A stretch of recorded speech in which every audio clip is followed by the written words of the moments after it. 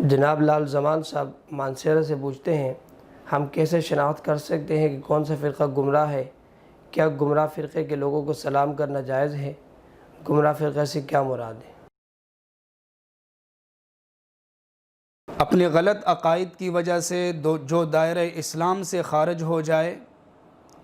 اور یا جو اہل سنت والجماعت سے خارج ہو جائے ان پر گمراہ کا اطلاق ہوتا ہے۔ ایک حدیث میں آتا ہے، ابو داؤد اور ترمذی کی روایت ہے، حضرت ارباز بن ساری رضی اللہ بیان کرتے ہیں، نبی علیہ السلام کے بارے میں وہ بتاتے ہیں فَوَعَظَنَا مَوْعِظَةً بَلِيغًا، آپ نے مؤثر تقریر فرمائی اور حالت ایسی بنی کہ ذرفت منہا العیون ووجلت منہا القلوب، صحابہ کی آنکھوں سے آنسو بہنے لگے اور دل دھڑکنے لگے۔ تو ایک حضرت کہنے لگے فَأَوْسِنَا یا رسول اللہ، یا رسول اللہ آپ مختصر وصیت فرمائیں کہ ہمیں یاد ہو جائے۔ تو آپ علیہ السلام نے کچھ کلمات ارشاد فرمائے اور ان کے بعد فرمایا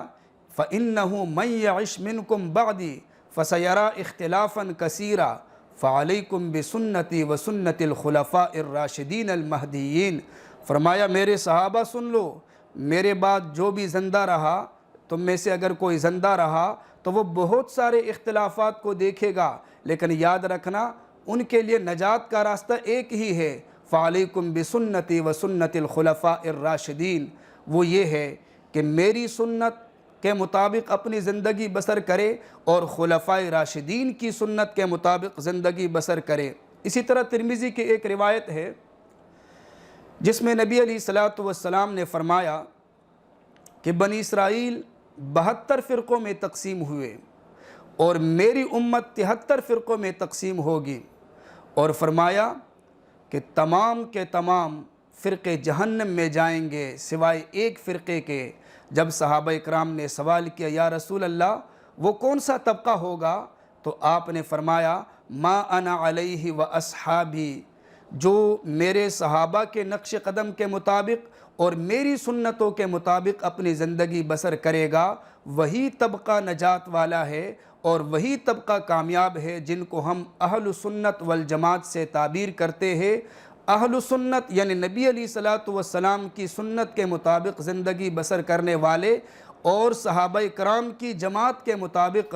اپنی زندگی بسر کرنے والے، یہ اہل سنت والجماعت ہے۔ اور ظاہر بات ہے پھر جن کے عقائد ان کے خلاف ہو وہ گمراہ ہیں۔ پھر یہ بات ہے، اگلی بات یہ پوچھی گئی کہ سلام کا کیا حکم ہے، شرعاً گمراہ لوگوں کو سلام کر سکتے ہیں یا نہیں؟ اب اس میں دو باتیں آ گئی کہ غیر مسلم کو سلام، کتابوں میں لکھا ہے کہ کوشش کرنی چاہیے غیر مسلم کو سلام نہ کریں، اگر مجبوری ہو جائے تو سلام کی بجائے کوئی اور ادب کا لفظ استعمال کیا جائے، اگر پھر بھی مجبوری ہو تو پھر علماء نے لکھا ہے وَالسَّلَامُ عَلَى مَنِ اتَّبَعَ الْهُدَى، جیسے کہ نبی علیہ السلام کی عادت مبارکہ تھی، آپ جب بادشاہوں کی طرف خطوط لکھتے تھے تو آپ شروع میں لکھتے تھے وَالسَّلَامُ عَلَى مَنِ اتَّبَعَ الْهُدَى، یعنی جو ہدایت کی اتباع کرے سلامتی اس پر ہو۔ اور اگر ایک غیر مسلم سلام کرے تو مسلمان پھر کیا کرے؟ بعض علماء نے تو لکھا ہے کہ صرف یہ کہے وعلیکم، اور بعض نے فرمایا کہ یہدیکم اللہ، اس طرح کے جملے بھی کہہ سکتے ہیں، لیکن یہ نہیں کہہ سکتے وعلیکم السلام، یہ جملے نہیں کہہ سکتے۔ دوسرا مسئلہ یہاں پر یہ ہوا، یہ تو چلو غیر مسلم کے بارے میں، فاسق کے بارے میں، فاسق کے بارے میں علماء نے لکھا ہے کہ فاسق کی دو قسمیں ہیں، فاسق معلن اور فاسق غیر معلن۔ فاسق غیر معلن اس کو کہتے ہیں جو کھلے عام گناہ کبیرہ کا ارتکاب نہ کرے بلکہ چھپکے سے گناہ کبیرہ کا ارتکاب کرتا رہے، غیبت کرتا رہے، چوری کرتا رہے، جھوٹ بولتا رہے، لیکن چھپکے سے، کھلے عام نہیں۔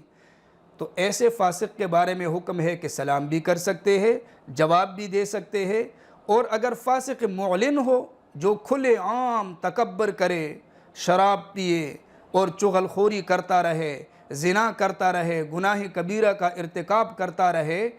تو ایسے فاسق کے بارے میں علماء نے لکھا ہے کہ اگر ان کو سلام کرنے سے،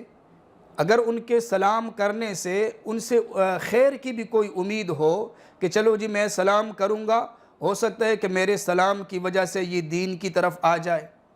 کچھ نہ کچھ یہ دین کی طرف آ جائے، اسلام کی طرف آ جائے، گناہوں کو چھوڑ دے، تو ایسی صورت میں سلام کرنا چاہیے۔ لیکن اگر ذہن میں یہ ہو کہ میں سلام کروں گا تو سلام کی وجہ سے میری حقارت اس کے دل کے اندر آئے گی یا اسلام کی حقارت اس کے دل کے اندر آئے گی، تو ایسی صورت میں ایسے فاسق مولن کو سلام نہ کیا جائے۔